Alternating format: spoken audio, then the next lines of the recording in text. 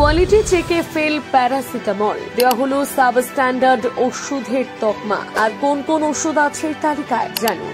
জ্বর হোক বা মাথা ব্যথা, চোখ বন্ধ করে প্যারাসিটামলের পরামর্শ দিয়ে থাকেন সমস্ত চিকিৎসকেরা। আর আম জনতাও কিছু হলেই মুঠো মুঠো খেয়ে নেন এই ওষুধ। তবে সত্যিই কি সুরক্ষিত এই প্যারাসিটামল? এবারে সেই রিপোর্ট এলো সামনে। প্রকাশিত রিপোর্ট অনুযায়ী Central drugs standard control Organisation 52টি ওষুধের গুণমান পরীক্ষা করে সতর্ক বার্তা দিয়েছে।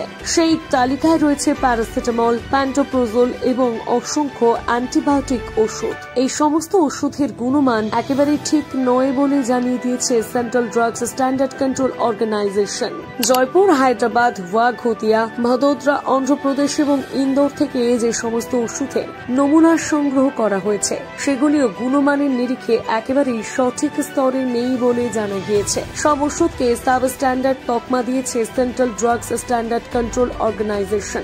রিপোর্ট অনুসারে মোট 52টি ওষুধের স্যাম্পল সিডিএসসিও আয়োজিত এই কোয়ালিটি চেকিং পরীক্ষায় ফেল করেছে। জানা যাচ্ছে এই তালিকায় ক্লোনাজিপাম ওষুধও, যা মূলত সিজার হলে দেওয়া হয়। এছাড়াও কারো অ্যানজাইটিক ডিসঅর্ডার হলে এই ওষুধ খেতে বলা হয়। ব্যথা কমানোর ওষুধ ডিক্লোফেন্স, হাইপারটেনশন কমানোর জন্য টেলমিসার্টান, শ্বাসকষ্টের সমস্যার জন্য অ্যামব্রক্সল, অ্যান্টিফাঙ্গাল ওষুধ ফ্লুকোনাজোল, বিভিন্ন ধরনের মাল্টিভিটামিন এবং ক্যালসিয়াম ট্যাবলেট, এই সবকিছুই রয়েছে সাবস্ট্যান্ডার্ড ড্রাগের তালিকায়। এই তালিকার সামনে আসার পরই সংশ্লিষ্ট ব্যাচের ওষুধ বাজার থেকে তুলতেও ড্রাগ কন্ট্রোলকে সতর্ক করেছে কেন্দ্র।